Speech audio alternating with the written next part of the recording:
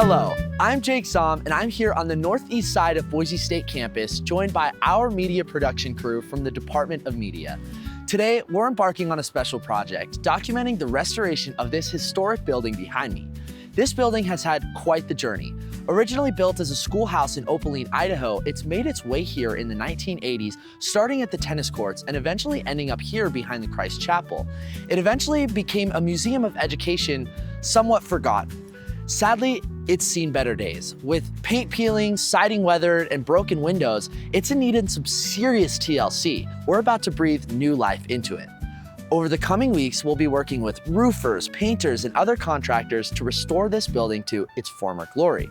We'll also be exploring its historical significance with historians, librarians, and other stakeholders. So stay tuned as we embark on this journey to preserve a piece of Idaho's history and bring this building back to life.